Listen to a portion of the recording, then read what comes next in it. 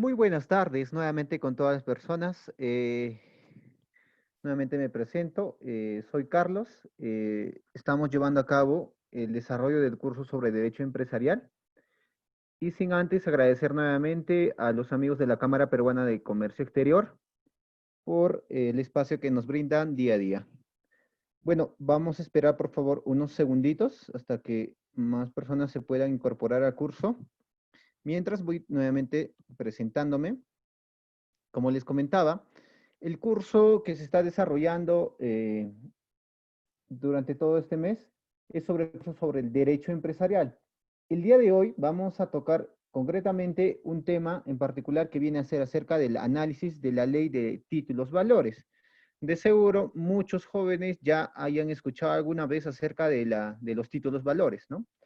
Y justamente el día de hoy, de manera un tanto más, digamos, más genérica, vamos a desarrollar y analizar acerca de las ventajas y desventajas que pudiéramos nosotros aplicar en nuestros distintos proyectos que contemplan concretamente la utilización de los títulos valores, los cuales más adelante vamos a desarrollar, como por ejemplo los cheques, las letras de cambio, ¿no es cierto? O los pagaré, ¿no? Que son, digamos, los más conocidos.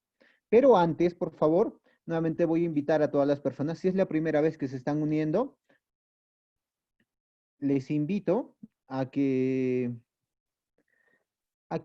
me acompañen a dar un ligero repaso de la última sesión, el cual trataba acerca del análisis, bueno, este es el título que hoy se va a tocar, ¿no? Análisis de la ley de los títulos valores, perdón, y este es el repaso que ya habíamos desarrollado la anterior semana, que era acerca de los procedimientos concursales.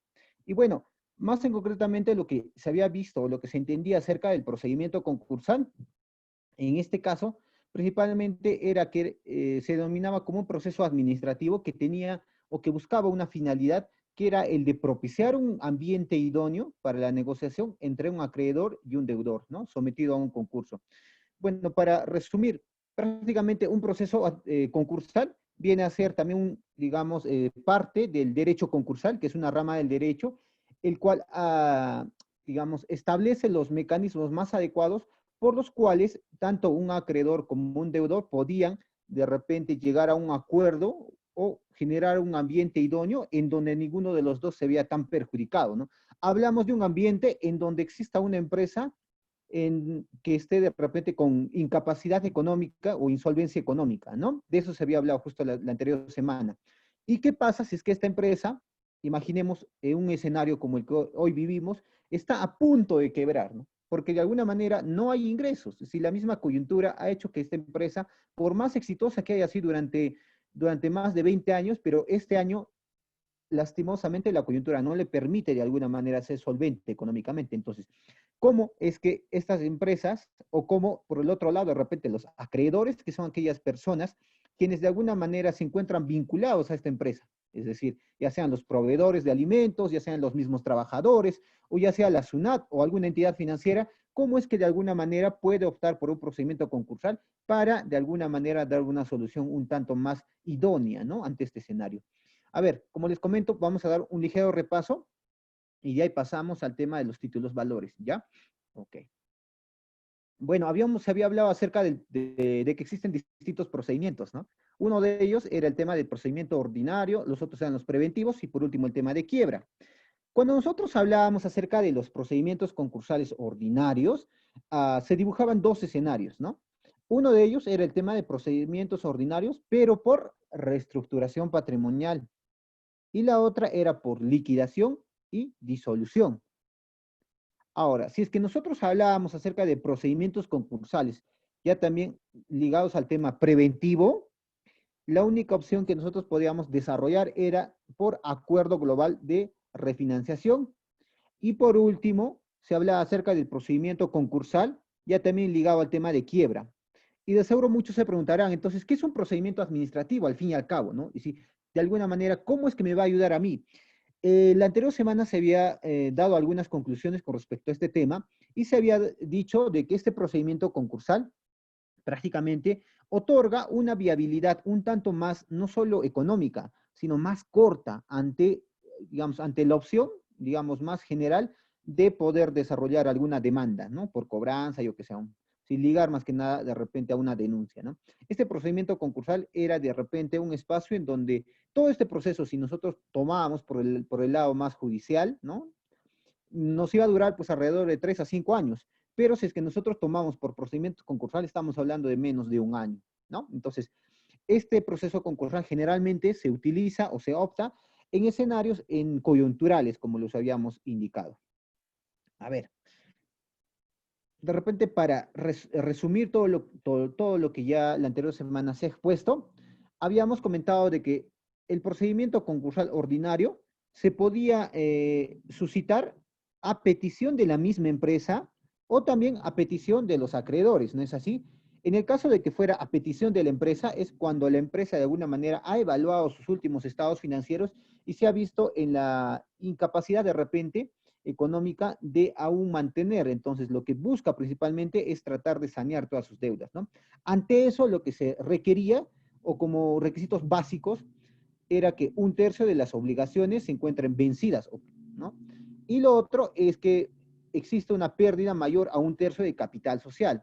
Ahora, hablamos de que si nosotros como empresa, por ejemplo, reunimos estos dos requisitos, la condición es que lógicamente esto ya haya pasado por más de 30 días, ¿no? Es decir, el retraso de estas obligaciones ya hayan pasado más de 30 días, ¿no? Y de ahí es donde se producía una propuesta de destino, una verificación del estado patrimonial. Para este caso, les había comentado que justamente se va a apelar no a un poder judicial, sino se va a apelar más a una instancia que en este caso va a ser Indecopi. Indecopi va a ser como el mediador entre los acreedores y los deudores, ¿no? Para llegar a un punto medio. De ahí se había avanzado al tema de la declaración del concurso. Aquí lo que principalmente se busca es que una vez que ya se haya aprobado e Indecopi haya habitado el visto bueno, al momento de que nosotros vayamos a declarar, ¿no? Declarar el concurso, principalmente ahí el papel de Indecopi era el tema de dar a conocer a través del diario oficial del peruano, digamos, la situación de la empresa, ¿no? Que está llamando en este caso a todos sus acreedores, a todas aquellas empresas o personas que se encuentren vinculadas a la empresa y que de alguna manera desean de alguna manera también presentar su caso como acreedores, ¿no? De ahí pasaba al tema de la difusión del proceso, ¿no? El tema de la solicitud de reconocimiento, acá es principalmente cuando Indecopi le remite el documento a la empresa, dando a conocer la relación de todos los acreedores, diciendo, ¿no? Todos estos son los acreedores y cada acreedor me ha juntado su factura, su boleta, yo qué sé, ¿no? De que de alguna manera usted le debe a estas personas. Acá la empresa hace una revisión de todos esos documentos que se le que ha remitido Indecopi y valida prácticamente, ¿no? Entonces acá hay un proceso de reconocimiento por parte de la empresa. Tengamos en cuenta, nuevamente les voy a reiterar, hablamos de un escenario fortuito en donde está de más también comentar de que más de uno va a querer sacar provecho, ¿no? Porque estábamos hablando de que alguna empresa o algún proveedor va a querer sacar alguna factura que ya se ha pagado, ¿no? Entonces, acá durante este proceso se hace todo, digamos, un filtro. De ahí pasaba un tema de junta de acreedores. En la junta de acreedores les había explicado un poco acerca de que esta junta, como lo dice su propio nombre, va a ser una junta general acerca de todas aquellas empresas o acreedores que de alguna manera se han visto perjudicados o, en este caso, la empresa mantiene una deuda con estas, ¿no? Y esta dibujaba un escenario de liquidación, de reestructuración, y por último, el tema de la quiebra, ¿no? A ver, muy rápidamente. El otro aspecto es optar por el procedimiento concursal ordinario, pero esta vez a solicitud de los acreedores, es decir, a solicitud de aquellas empresas o personas que se han visto perjudicadas, ¿no? Porque la empresa no les está pagando. Se tiene que seguir todo este procedimiento, pero el requisito, digamos, indispensable, igual, son dos, ¿no? Es el tema de que los créditos superiores, por ejemplo, en este caso, sean mayores a 50 UITs, ¿no? Eso se había hablado.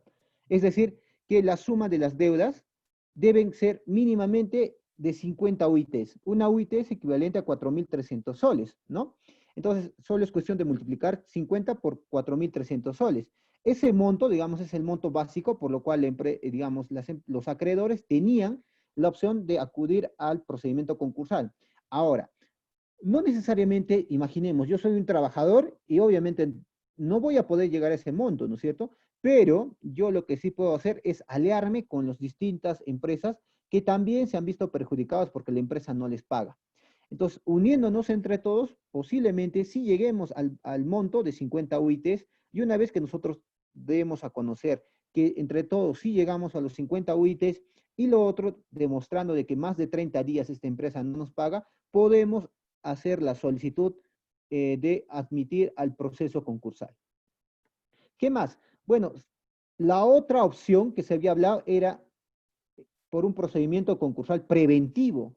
Como le dice su propio nombre, es preventivo. Lo que acá de alguna manera se busca principalmente es generar un espacio un tanto ligado al aspecto de solidaridad con respecto a la empresa. Porque imaginemos de que es un escenario fortuito, como les reitero. Entonces, imagínense que cada uno o de nosotros, digamos, somos las empresas que se han visto perjudicadas, que no nos está pagando. Perfecto. Entonces, lo que aquí también se tiene que tomar en cuenta es que esta empresa muy posiblemente durante más de 20 años ha sido nuestro cliente VIP. Siempre nos ha cumplido con las obligaciones. Hay un trato y a la vez también es un cliente por el cual nosotros podemos generar, digamos, una fuerte suma de ingresos. Entonces, entendemos nosotros de que este escenario le ha afectado tanto a él como a nosotros, pero muy posiblemente más a al cliente, ¿no? Entonces, a través de un proceso concursal preventivo, lo que se busca principalmente es de generar un acuerdo general de refinanciación, en donde, de alguna manera, se establece nuevas normativas por los cuales, en este caso, la Junta General de Acreedores va a tener que liderar la reestructuración o el acuerdo de la refinanciación, por lo cual la empresa va a tener que aceptar. Y por último, de repente ya como decisión un tanto más cruda, se habla acerca de un proceso judicial de quiebra. Lo que aquí de alguna manera se busca es que este procedimiento, proceso judicial de quiebra, se hace por solicitud de la declaración de quiebra, que prácticamente en este caso va a tener que, digamos, quien cumple un papel protagónico va a ser un liquidador, porque la junta de acreedores ya ha visto por terminado de repente cualquier opción. Y lo único que queda de alguna manera es contratar a un liquidador, que en este caso puede ser una persona natural o también podría ser una persona jurídica, ¿verdad? Y de repente este actor de alguna manera lo que iba a hacer principalmente era desarrollar todo este proceso de liquidación. Y esta solicitud le tenía que remitir a un juez especializado en lo civil, y dentro de los 30 días siguientes del presentar la solicitud, en este caso el juez ya también preventivo tendrá que verificar la existencia del patrimonio del deudor, ¿no? Conforme al balance final de liquidación, la declaración de quiebra del deudor y la incobrabilidad de las deudas. Hablamos de un escenario, sí, el peor de los escenarios, en donde ni los acreedores han podido de repente extenderle la mano, porque prácticamente la empresa ya pues se ha visto totalmente insolvente. En este caso, lo que prácticamente se está llegando es a un tema de concluir todo el proceso concursal, ¿no? Es decir, que ya con esto se cierra todo este proceso concursal. Ahora, se había hablado mucho con respecto al reglamento de los procedimientos de aceleración de refinanciación concursal. Y muchos dirán, ¿qué es el proceso de aceleración de refinanciamiento concursal? Prácticamente este proceso lo que busca o cómo se estructura en sí, se estructura en tres partes, ¿no? O tres etapas. Estos son, el primero empieza con el tema del trámite de inicio, el segundo es el trámite de reconocimiento de crédito y de los acreedores habilitados, y el tercero dice la aprobación del plan de refinanciación. Para cerrar de repente la idea, lo que se busca principalmente a través de este proceso acelerado de refinanciación concursal, dicho sea de paso, este proceso recién se ha incorporado este año exactamente para el escenario que hoy vivimos, ¿no? Porque lo usual era optar por un proceso concursal y teníamos que cumplir de repente estos requisitos que ya les he detallado. Pero en este escenario o en este reglamento del procedimiento acelerado de refinanciación concursal, prácticamente lo que busca en sí es diseñar un escenario más aún favorable a la realidad que hoy en día vivimos, tanto para acreedores, tanto para deudores, y de alguna manera lo que se trata de evitar o es el tema de ir a la quiebra, ¿no? Tratar de ir a la quiebra y también a la vez siempre respetando los principios del proceso concursal que ya se ha detallado el día sábado en este caso, ¿no? En este caso también es muy importante considerar de que solo van a ingresar a este proceso de aceleración de refinanciación concursal aquellas empresas que tienen un buen récord financiero o que están en estado perdón, o que están bien, ¿no? Consideren ingresos para superar la incertidumbre que hoy vivimos. Claro, es decir, un requisito básico, digamos, o la carta de presentación principalmente que se les va a otorgar con cierta facilidad, son para aquellas empresas que se encuentren con un récord financiero positivo, ¿no? Bueno, hasta acá hemos llegado con el repaso. Ahora abarcamos, concretamente vamos acerca y hablamos acerca de nuestro tema que tiene que ver sobre el análisis de la ley de los títulos valores, ¿no?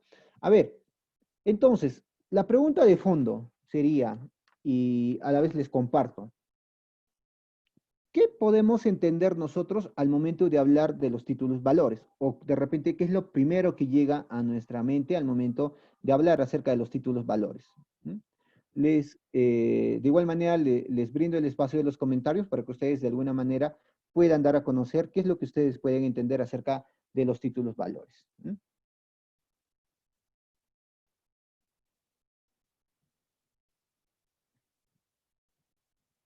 A ver, normal, dejan sus comentarios. En sí, para avanzar un poco, un título de valor es un documento, ¿ya? Es como cualquier documento, pero en este caso, la excepción o el caso especial es que va a ser un documento de carácter mercantil, ¿no? En el que va a estar incorporado el tema del derecho privado patrimonial. ¿Y cómo es eso? ¿Cómo es eso del derecho privado patrimonial? Eso hace referencia de que nosotros, al momento de hablar sobre derecho privado patrimonial, estemos refiriéndonos a una vinculación jurídica a los procesos del documento. Es decir, de seguro, más de uno ha escuchado hablar acerca de la letra de cambio, sobre el cheque o el pagaré, ¿no? Muy posible más todos han escuchado acerca de un cheque, ¿no es cierto? Un cheque en sí es un título, ¿no? Es un título valor. Ustedes de alguna manera identifican que es un papel, ¿no? Cheque es un papel, tal cual entendido. Y de alguna manera para establecer también la validez de este cheque, necesariamente tiene que haber, digamos, una fuente que lo haya proveído y que de alguna manera este cheque también tenga cierto valor real, ¿no? Al momento de cambiarlo, por ejemplo. Entonces, un título valor en sí va a ser, como les comentaba, simplemente un documento, ¿no? En este caso, la ley de títulos valores, hablamos de la ley 27.28.7, habla estrictamente acerca de estos títulos valores. Como les comentaba, antiguamente, de repente, la manera, cómo es que se generaba un valor, por ejemplo, digamos, ya yéndonos más históricamente, tiene que estar muy vinculada con el tema de cómo aparece el dinero en el mundo. ¿Mm? ¿Alguna vez se han preguntado cómo es que se crea el dinero? Porque antes, de alguna manera, digamos, lo que primaba era el patrón oro, ¿no? O era el oro estrictamente, ¿no? Si digamos, la familia, el país que poseía mayor oro, de alguna manera, era el país más rico, o la región más rica, o el reinado más rico, ¿no? Pero ¿cómo es que de repente aparece el dinero? ¿Mm? ¿Alguna vez se han preguntado? Digamos, la coyuntura más histórica en el cual hace referencia a cómo aparece el dinero prácticamente se suscita, ¿no? En un espacio en donde existía un escenario en donde la manera como se podía intercambiar estrictamente estaba ligado con el oro, pero en este caso existía una familia que poseía mucho oro, poseía tanto oro que de repente la manera como ellos han visto prudente guardar este oro era construyendo una bóveda. Y, y una vez que ya construían la bóveda, como ya tenían, pues, ¿no? Un espacio estrictamente para el oro. Ahora, lo que sucedió a continuación es de que la manera como se transaban estos dineros, utilizando únicamente el oro, era pues de una manera muy, pero muy pesada. Imagínense, ir a comprar y que te dé un vuelto, no, si te va a dar un pedazo de oro, así como que era muy complicado el escenario. Y es por eso que de alguna manera el vecino, vamos a hablar de esa familia, También acumulaba bastante oro, pero él no tenía un espacio donde guardarlo. Entonces va al vecino, el cual sí tenía una bóveda, y le dice, por favor, ¿me puedes guardar esta cantidad de oro? Ah, perfecto, lo guardo. Ya había una cantidad considerable de oro y más de una oportunidad de repente muchas personas se han enterado de esto y han querido robar esta bóveda, ¿no? Y es por eso que la familia inicial, para garantizar de que este oro se encuentra ahí resguardado, ha contratado a dos guardias para que de alguna manera den o vigilen, ¿no? Prácticamente la bóveda. Entonces, el vecino de igual manera seguía solicitando un espacio en la bóveda, pero se dio cuenta, en este caso la familia, de que ya no era pues su oro, sino era el oro del vecino, y de repente era el oro de otro vecino. Entonces, estaría de más contratar a más personas porque mi oro de alguna manera no cabe en todo este espacio, entonces ha tenido que construir más bóvedas y por ende ha tenido que contratar a más guardias. Y para de alguna manera también poder justificar, digamos, la contrata de estas guardias, entonces la familia inicial lo que ha hecho es cobrarles una cierta cantidad de dinero a todas aquellas familias que querían que se lo guarden, ¿no? Es decir, indistintamente se estaba creando una especie de una entidad financiera, ¿no? Como un banco. Tanto fue así que de repente la familia inicial lo que hizo era, para de alguna manera validar la cantidad de oro que guardaban los diferentes vecinos, era pues tan simplemente emitir un documento en donde decía, ¿no? Tal vecino, ¿no?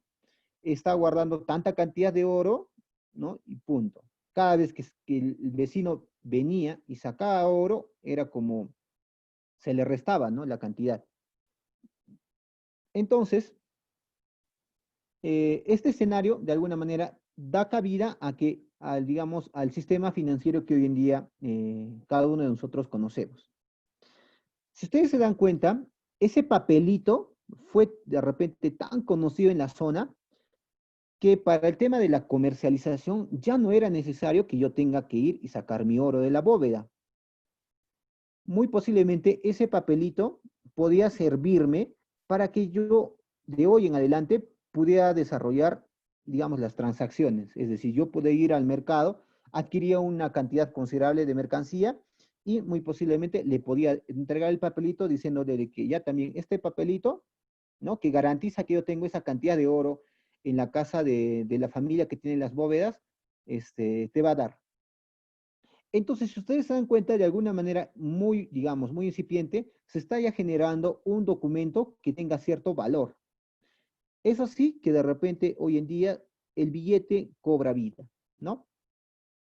De igual manera, los títulos valores son un documento mercantil, que necesariamente tiene que tener un soporte económico detrás, claro que sí.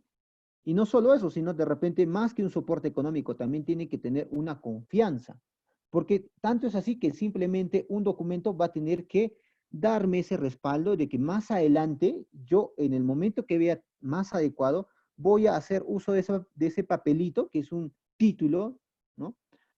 Y yo voy a poder efectivizar ese papelito, ¿no? Entonces, la ley 27.28.7 establece o habla estrictamente acerca del título valor. A ver, vamos a avanzar. Que prácticamente establece ciertos objetivos, ¿no? Aquí lo que busca en sí, y la semana pasada ya les había adelantado, es que a partir de la Constitución del 79 y estrictamente a partir de la Constitución del 93, se establece mayores facilidades para que las empresas puedan ser consideradas como un eje central en toda la cadena productiva.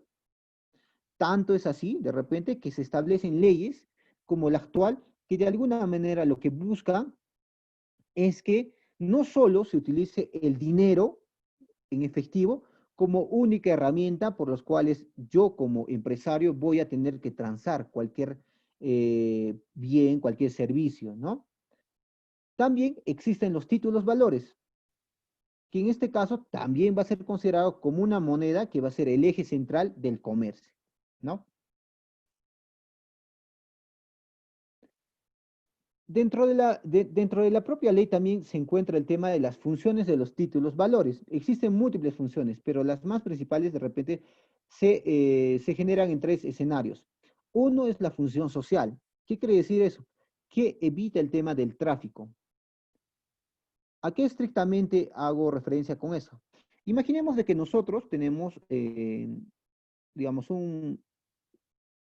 una empresa en Gamarra, ¿no es cierto? Y ahí como que tenemos unos movimientos bien fuertes. Si nosotros vamos a emitir un cheque, de alguna manera, este documento agiliza, ¿no? Todo este engorroso, que puede ser de repente que yo me vaya a desplazar a un banco, saque en efectivo, regrese y le dé de repente a la persona, ¿no? Existen otros documentos que de alguna manera, por su facilidad, prácticamente pueden hacer que el tema del tráfico, hablamos en términos de repente del tiempo que te va a demorar en tratar de recibir una remuneración, sea más simple. Si hablamos dentro de la función económica, hablamos del derecho económico al documento y favorecen la circulación y tráfico comercial, como ya le estaba comentando también. Y dentro del tema de la función financiera, dice los instrumentos de crédito que permiten financiar compras al futuro. Exactamente, más adelante dentro de los distintos tipos, dentro de los distintos tipos de valores, vamos a hablar un poco acerca de los distintos tipos que existen y que muchos de ellos de repente tienen distinta connotación, distinta manera por los cuales ellos se pueden efectivizar, ¿no? A ver, como les comentaba, la Constitución del 79 y la Constitución del 93 establece una serie de normativas y leyes que de alguna manera van ligados a dar algún soporte a este título valor, ¿ya? Entonces, es así que de alguna manera se genera lo que hoy conocemos por títulos valores. Y como les comentaba, la denominación que más se apega a algún tema de un título valor, únicamente hay que entenderlo como un documento mercantil que de alguna manera establece o garantiza un derecho patrimonial.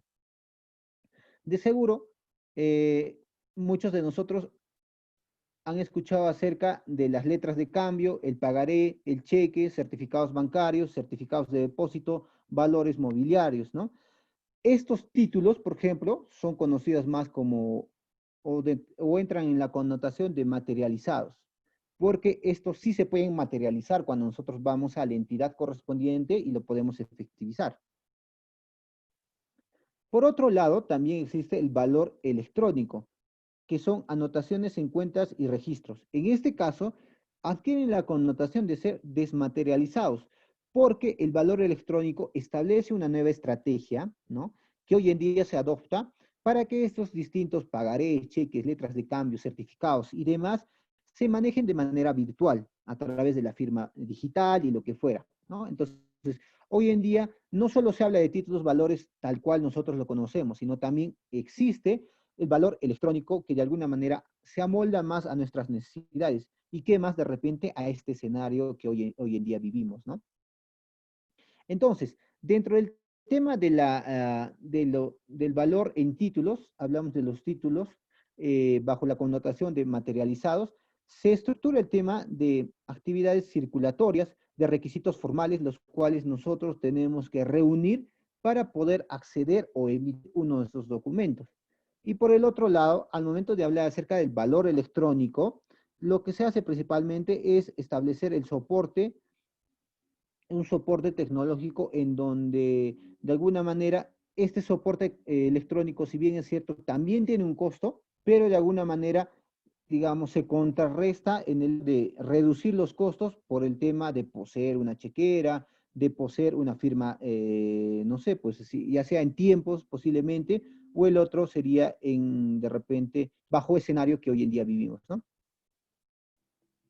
A ver, algunos puntos a considerar que podríamos denominarlo como, digamos, las tres condiciones para que un documento sea considerado como un título valor. En este caso, dice, un valor ostenta la calidad de título valor cuando cumple tres condiciones, ¿ok? En este caso, las condiciones por las cuales se va a estructurar más que nada es que se trate de un derecho patrimonial. Al momento de que nos vayamos a hablar acerca del derecho patrimonial, estamos hablando estrictamente acerca de términos de que ésta sea cuantificable en términos económicos. Digamos, la otra condición es que esté destinada a la circulación, ¿no? Si bien es cierto, el título de valor no pierde, digamos, validez, por decir así, existen otros que sí, pero generalmente como que no pierden validez, pero el propósito principal de este título de valor es que esté destinado a la circulación, ¿no? Sin la necesidad de poder ser efectivizado. Y por último dice que cumple los requisitos formales esenciales dispuestos para un título valor en particular. Ahora, también más allá de las condiciones que tenga que cumplir, también existen principios para que el título valor sea considerado. Dentro de estos principios vamos a establecer 5 principios. ¿Y cuáles serían estos principios? Tenemos el principio de la literalidad. Establece principalmente que los derechos incorporados en el título de valor deben ser ejercidos en armonía con el contenido del documento, no cambia alguna interpretación extensiva. Prácticamente hay la normativa o el principio de que el contenido que vaya a reflejar este título de valor realmente sea el contenido por el cual se ha emitido, ¿no? Ahora, el segundo principio dice la formalidad, dice el título valor debe revestir los requisitos establecidos por la ley, ¿no? Es decir, bajo la normativa por la cual no solo la persona que emite, sino bajo la normativa por la cual se va a desenvolver este título de valor en el mercado, tenga que cumplir con las formalidades del caso. Con respecto al tema de la autonomía, establece que las relaciones cambiarias generadas por las transferencias del título de valor son independientes la una de la otra. Establece acá un margen de autonomía, ¿no? En donde prácticamente separa esta relación cambiaria a un momento de las transferencias. Y el principio cuarto establece que el derecho patrimonial y el documento que lo soporta forma una unidad, por lo que la transferencia del documento conlleva a la transferencia del derecho incorporado en él. Hay normativa en donde de alguna manera este derecho patrimonial, en este caso, y el documento que lo soporta, va a formar una sola unidad, ¿no? No es que lo podemos separar, ¿no? Y por último dice el tema del principio de la circulación. Nuevamente, dice, el título de valor se crea para distribuir y transferir la riqueza de una persona a otra, aunque existan pactos que restrinjan su circulación. Claro, existen pactos, pero en este caso el título de valor se va a crear para el tema de la distribución y la transferencia de la riqueza, como bien claro lo señala ahí. Su función principal va a ir enmarcado en eso. ¿Qué más? Si nosotros vamos y hablamos acerca de las condiciones de la legitimización del titular, podemos encontrar 3 tipos de titulares, ¿no? Para este caso encontramos a los a los títulos al portador, a los títulos a la orden y los títulos nominativos. El artículo 22 en este caso nos habla acerca de los títulos al portador, lo que establece principalmente es que son aquellos, ¿no? En este caso, que reconocen un derecho a favor de las personas indeterminada que posee el documento, ¿no? Nuevamente, acá lo que encontramos es que se tenga que reconocer un derecho a favor de una persona indeterminada que posee el documento, es decir, quien la posee prácticamente tiene este valor. No necesariamente para este caso se tenga que realizar toda una documentación, porque entendemos de que este título de valor hay que verlo de repente como una manera también de poder saldar cualquier deuda que podamos tener, bajo los principios y los requisitos que ya se ha establecido, ¿no? Pero hay que verlo así, en un panorama amplio. No es que sea un cheque y lo vamos a tener como recuerdo, no, sino este documento puede ser de alguna manera, cumplir con el principio de la libre circulación. ¿Qué más? También se establece, perdón, dicho sea de paso, por ejemplo, en los títulos del portador, lo que de alguna manera se puede encontrar son las letras de cambio, ¿no? A ver, más adelante vamos a hablar acerca de la letra de cambio, pero desde ya les digo que la letra de cambio pertenece a los títulos del portador. Por el otro lado tenemos los títulos de la orden. Lo que nosotros encontramos en sí en los títulos de la orden, hablamos de los títulos de valor, ¿no? Son aquellos que reconoce, en este caso, un derecho a favor de la persona indeterminada que posee el documento. Perdón, me estoy equivocando. A ver, retomamos, por favor. Eso era con respecto al portador. Con respecto al tema de la orden, lo que principalmente se busca, en este caso, van a ser aquellas personas que se extienda a favor de una persona determinada, pudiendo ésta transmitirlo a otra persona por medio de la fórmula de endoso, ¿no? Entonces, lo que acá se busca dentro del tema de los títulos a la orden, principalmente es que la posesión debe ir unida a la prueba del derecho del título. ¿Qué quiere decir? Cuando nosotros hablamos acerca de endoso, viene de, digamos, de la derivación de la palabra de la espalda. Cuando nosotros tenemos, imaginemos, digamos, un cheque, ¿no? En la parte posterior, lo usual cuando nosotros vamos a cobrar un cheque, por ejemplo, ¿qué nos hacen, no? En la parte posterior del cheque nos hacen poner la dirección, nuestros nombres, nuestro DNI, todo, ¿no? Entonces, eso, por ejemplo, esa labor se le llama endoso, ¿no? En donde nosotros de alguna manera estamos poniendo cierta información para que valide la intención que nosotros estamos buscando de efectivizar. Y por otro lado, dentro de las condiciones de la legitimación, encontramos los títulos nominativos. Y dentro del tema de los títulos nominativos, principalmente hay que entender que son aquellos que van a reconocer un derecho a favor de una persona determinada. Para este caso, el artículo 29 establece, ¿no?, el requisito de la posesión, la prueba del derecho e inscripción en un libro del deudor. Con mayor detalle, les invito nuevamente a que ustedes, por favor, hagan uso del buscador, revisen acerca de la ley de los títulos valores y puedan revisar los artículos 22, 26 y 29, ¿no? Por temas de tiempo no vamos a detallar, simplemente estamos haciendo una descripción de manera general y explicando un poco acerca de cómo es que el título de valor en este caso, cuáles serían las condiciones de legitimación, ¿no? Bueno, con respecto al tema de los títulos de valor al portador, acá tengo algunos apuntes, establece, ¿no? Es el titular del derecho y es a quien el obligado debe satisfacer la prestación sin tener que demostrar cómo ha adquirido el título. Cheque al portador.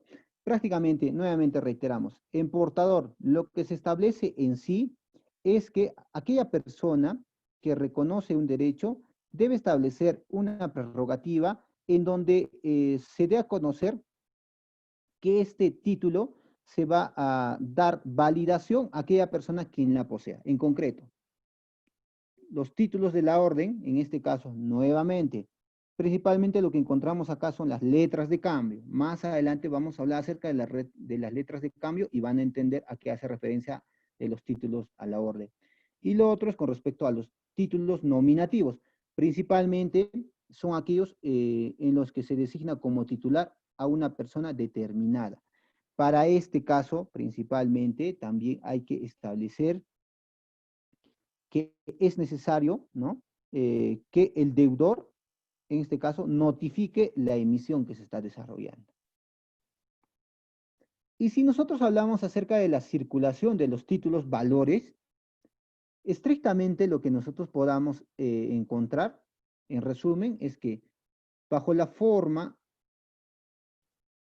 al portador se hace el tema de la entrega. Bajo la forma a la orden se hace un endoso y una entrega. Y bajo la forma nominativa se hace un endoso, una entrega y una inscripción al tenedor, en este caso la persona que lo posea, en el registro del creador del titular, ¿no? Se hace un registro a la vez. Si nosotros vamos y hablamos acerca de los sujetos de la relación cambiaria, estrictamente lo que nosotros podemos encontrar es esta figura, en donde el sujeto puede dibujarse. No vamos a detallar cada uno de ellos, pero ahí les dejo más o menos los distintos sujetos que puedan incorporarse en la relación cambiaria bajo los distintos escenarios, ¿no? De todas maneras, por favor, las personas que no tengan las diapositivas y desean adquirirlas, dejen un correo, por favor, en los comentarios, o si es que ya tienen inscrito su usuario en Camex, también lo pueden descargar, o simplemente también en la parte superior, ¿no?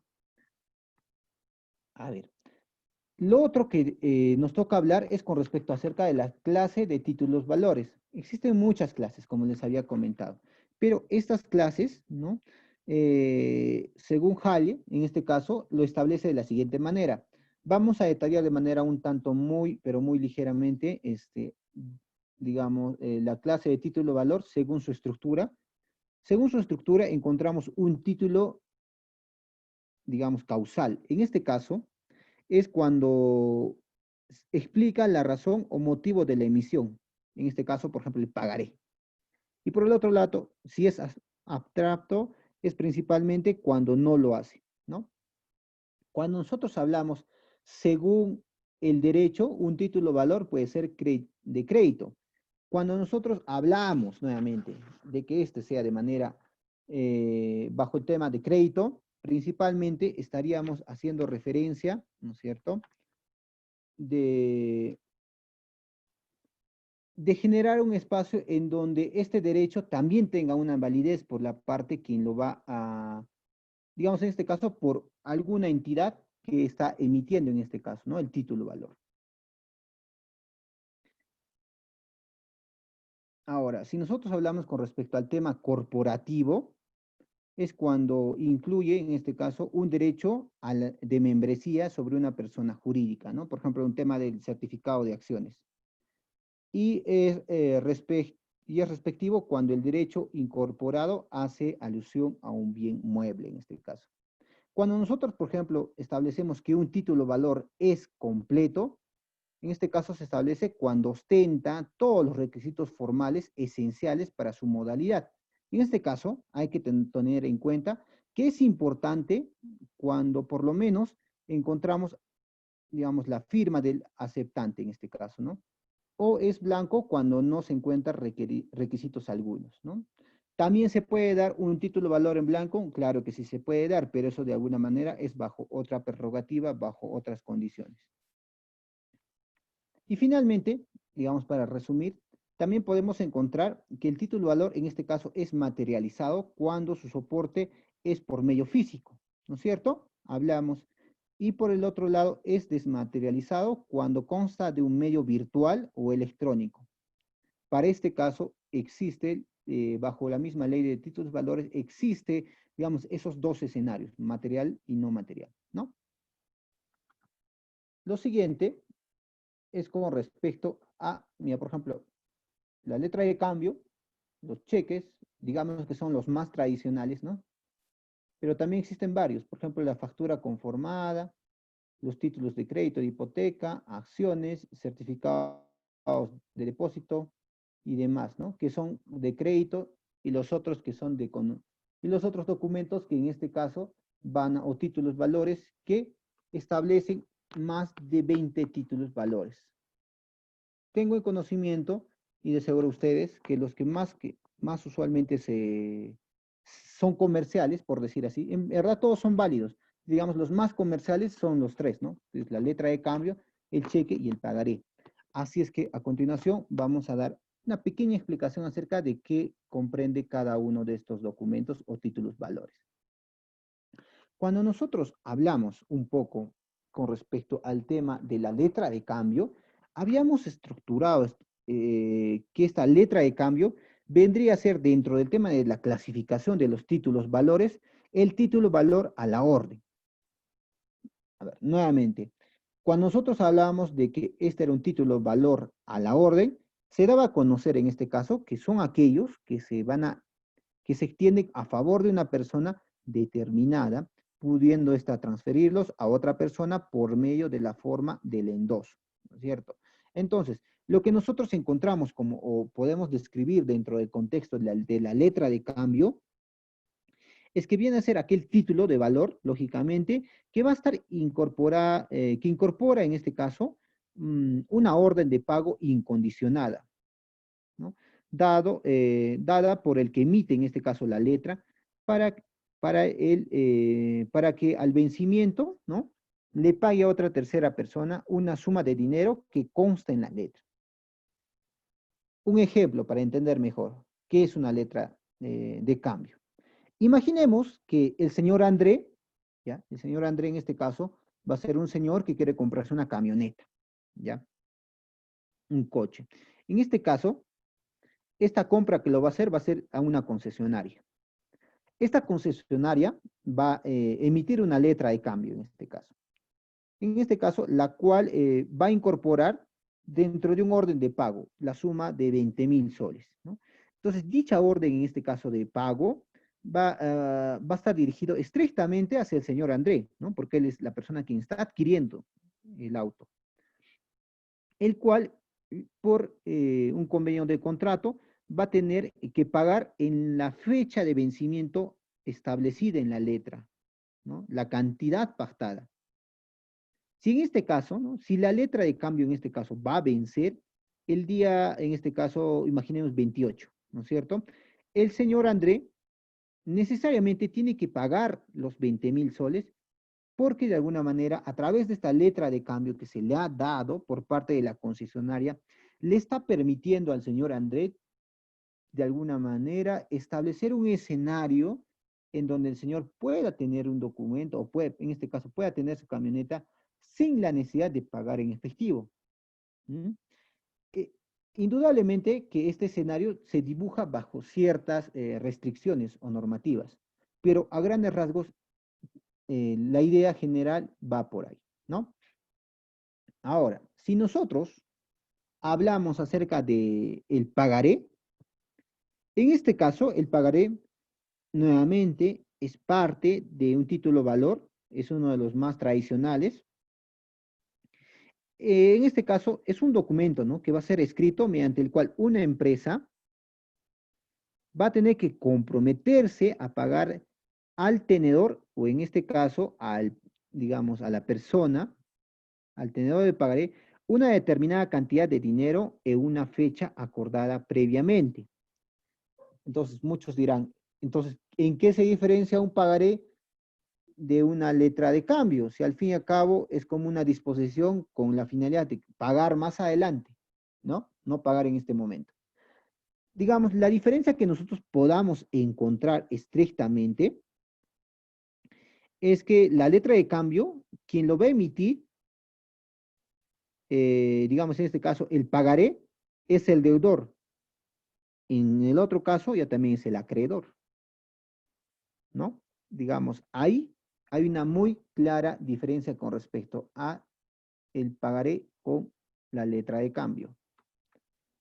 Si nosotros hablamos con respecto estrictamente al cheque, creo que es el más conocido, ¿no es cierto? El cheque en este caso también es otro documento que contiene, en este caso, una orden incondicionada de pago de una determinada suma de dinero a la persona que se le está debiendo, ¿no?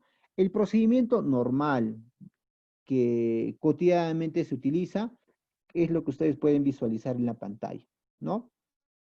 En donde necesariamente se necesita de alguna persona emisora quien va a tener que desarrollar, va a dar validez al tema del cheque, ¿no? Igual, por el otro lado, encontramos entidad financiera, en este caso un banco, y en ahí lo que se efectúa principalmente es que se hace el giro del cheque, ¿no? El tema de la entrega, y bueno, es decir, ustedes ya de seguro deben haber alguna manera vivido o haber efectivizado un cheque, ¿no? Lo que acá de alguna manera se establece principalmente es que el requisito o la característica principal es que se encuentra un orden incondicionada de pago, ¿no? Y algunas cláusulas especiales que podemos encontrar son la cláusula de prórroga, igual la cláusula de pago en moneda extranjera. Vamos a detallar de manera muy simple, ¿no? Para no cansarlos, porque entiendo que el tema es un tema un tanto muy pesado, acerca de la cláusula de prórroga, ¿no? En este caso, vamos a entender la cláusula de prórroga en donde se tiene en este caso como aquella estipulación, ¿no? contenida en un título valor que va a disponer el aplazamiento del acto o hecho para un tiempo, digamos, modificado. Si nosotros hablamos de la cláusula de pago en moneda extranjera, en este caso hay que entender de que, como aquellas en este caso, como aquellas estipulaciones en este caso que consigna el pago en moneda diferente a la nacional, siempre que el lugar de pago se halle en el extranjero, ¿no? Y por el otro caso, hablamos acerca de la cláusula sobre el pago de interés y reajuste. Hay que entender en este caso como aquella estipulación en donde se pacta el pago de intereses generados por algún hecho generador. Por ejemplo, digamos, para entender mejor, el tema de los intereses moratorios por demora de un pago, ¿no? Y el tema de los intereses compensatorios como contraprestación, por ejemplo, al dinero no utilizado por los acreedores cambiarios, ¿no? Si nosotros hablamos acerca de la cláusula sobre liberación del protesto, esto principalmente hay que entenderlo como aquel pacto en donde el acreedor o beneficiario del título se encuentra en la libertad de ejercer la acción cambiaria contra el deudor, ¿no? Y dentro del tema de la cláusula de pago con cargo a cuenta bancaria, hay que entenderlo como aquel pacto en donde el pago se realiza con cargo a una cuenta mantenida en una empresa, ¿no? En este caso, esta empresa del Sistema Financiero Nacional o con previa autorización. Y las dos últimas que establece es acerca de la cláusula de venta extrajudicial, el cual establece principalmente y establece que tenemos que entender como aquel pacto, ¿no es cierto?, en donde puedan realizar los títulos valores en garantía de manera directa sin asistencia del organismo judicial correspondiente. Y por último, encontramos el tema de la cláusula de sometimiento a ley y tributación. Y se entiende para este caso como aquel pacto en donde las partes acuerdan el sometimiento de un determinado juzgado o jurisdicción, por ejemplo, el tema del sometimiento al arbitraje, ¿no? Son normativas que ustedes pueden encontrar en la ley de títulos valores. Tan simplemente estoy dando conocimiento que pueden existir estas cláusulas especiales. Ahora, con respecto al tema de las garantías de los títulos valores, ya estamos terminando, por favor, establece principalmente que cómo es que se dan estas garantías, ¿no? O qué podemos entender por el tema de las garantías de los títulos valores. Como lo dice su propio nombre, en este caso las garantías van a ser condiciones, ¿no? Que van digamos, unas condiciones de aseguramiento para el cumplimiento de sus obligaciones. Para este caso, dentro de eh, de las obligaciones, encontramos dos tipos de garantías. Encontramos las garantías personales y las garantías reales. Las garantías personales en este caso van a ser aquellas que recaen sobre determinadas personas, pudiéndoseles o juntamente con el obligado principal. Es decir, las garantías personales, en concreto, lo que se puede establecer son aquellas garantías por las cuales van a recaer directamente sobre una determinada persona. Y por el otro lado, las garantías reales van a ser, son aquellas que, por ejemplo, que van a gravar las cosas. Ejemplos, el tema de, digamos, de una hipoteca, en este caso, digamos, para bienes inmuebles, ¿no? O por el otro lado, por ejemplo, las garantías mobiliarias para el tema de los bienes muebles o el tema de las anticresis, ¿no?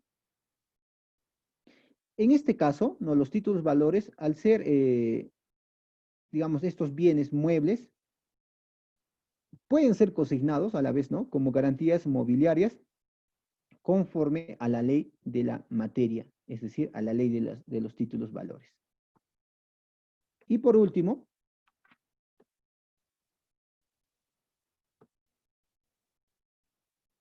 tenemos el aspecto del pago. A ver, el pago prácticamente viene a ser incorporado, ¿no?